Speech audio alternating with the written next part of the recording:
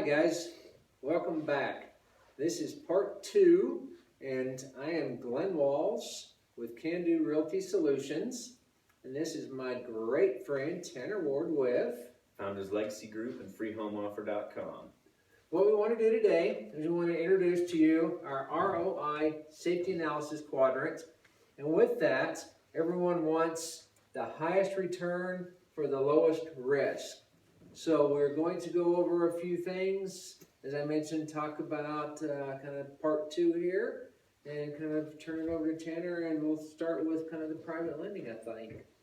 Yeah, so we just kind of want to go through the aspects of private real estate or private lending on real estate versus other investments, which includes like your stocks, your bonds, your commodities, your precious metals, things like that.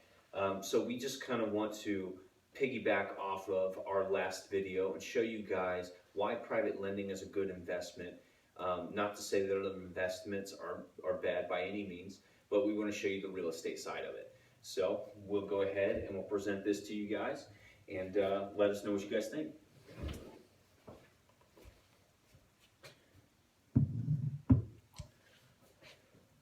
So first off, we want to talk about the pros and cons of various investments. So you'll see that we have a real estate lending side here, and then we have the other investment side. So we go through and we list out the cons, and we also list out the pros for each one. So I'll go ahead and do this private lending side on real estate, and then Glenn will do this side with the other investments. So you'll notice on the cons for real estate, for private lending on real estate. So keep in mind, this is private lending secured or collateralized by real estate using a mortgage or something of that nature. So the cons are the potential is default. So if the person that borrowed the money is in default, or they don't pay the loan monthly or whenever it's due. And then another con is it's not as known. So with a lot of your other investments, it's preached at your jobs that 401ks or investing in that is a great thing, but we don't ever hear about how we can make money by creating notes on real estate. So some of the pros are it's secured by a mortgage, it has a title policy, so in case there are any defects in the abstract, the titles, anything like that, that's caught with the title policy, and then it's also insured.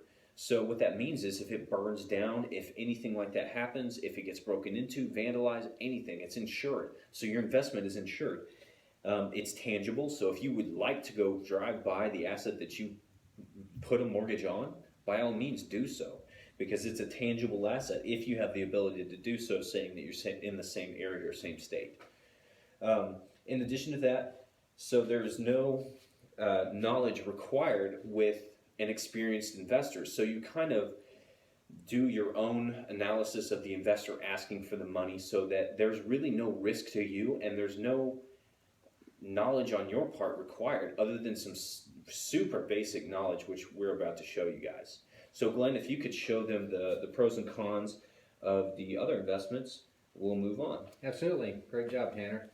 And what we have listed here, just a few of the key investments. Investments are almost endless in what people invest their money with. We have here the 401ks, the IRAs, stocks, bonds, commodities, and even some precious metals, to name some of the few top ones. The volatility of this, the loss of basically investing in some of the other investments, just basically slips through your fingers. You don't know where it's going. You don't see it. It's non-tangible. Kind of going back to what Tanner said down there in that bottom corner. You can't drive by it. You can't see it. It is a gamble. You don't really know what's going on with your money sometimes. It is in the control of other people. Again, going back down there right by where Tanner's hand is, with not necessarily having maybe a knowledgeable, experienced person doing it. Maybe it is, maybe it's not. Again, potential gamble. Not everything is insured, such as down here we have. It is insured. We have the title policy. It is tangible. It does have the insurance policy. So a lot of the things down there are actually opposite up here in the cons. What a coincidence. And then you have the fees that go in here with this. And then the pros, there is certainly potentially for high returns. You do hear of that. It is liquid. You can do it from anywhere, anytime, any place. And then it is well known. That is a huge advantage for this. Is a lot of people have heard of 401ks, IRAs, and stocks. So those are some of the cons and pros with other investments. So one thing to note is, he said that it was volatile with these other investments, and it's heavily dependent on economic factors that are outside the investor's control. Yes. Whereas, the real estate that is underlying the mortgage that's on the property is actually pretty safe.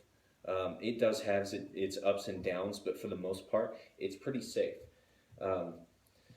So in addition to that, we wanted to kind of go over this default, because that's probably the biggest fear whenever we look at real estate lending or private lending on real estate. So we wanted to break down how investors look at their deals so that the lenders feel, or potential lenders feel, that there's really not much risk to this side of it. So Glenn, if you want to show them like the basic breakdown of how an investor will look at that 70% rule. Absolutely. The private lender is protected to some degree with a 30% cushion, because we are investing with a 70% rule. And what that is we purchase a home, and we're going to use an example here with a $100,000 home with this ARV, which stands for after repair value, which meaning what the home is going to total the cost after the home is repaired.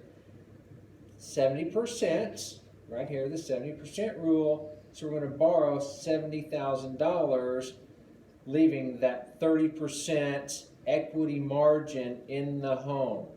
We don't purchase a home. We wouldn't use the money to purchase a home from a private lender if it is above this 70%. So that is a way that you're actually safely into the event and preventing a default from this. So the 70% rule protects you in private lending in real estate. So one just kind of key note, ARV is kind of a foreign thing if you're not a real estate investor, and that's what a buyer is ready and willing to pay on the open market. So that's like what it would be listed for on the MLS. So that's what a realtor would come in and say, we're going to list it for that amount. So I just want to clarify that.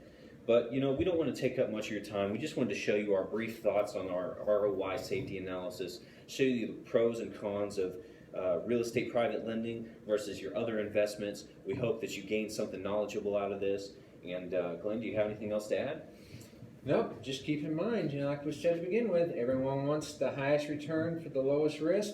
And with private lending and real estate, we can help you do that. And remember, you guys can visit us at candorealtysolutions.com or freehomeoffer.com. We've also got a link below this video that you guys can go to and fill out if you want more information on how to do private lending with us. So feel free to do that. And just give us a shout, and we thank you guys for watching. Have a good day.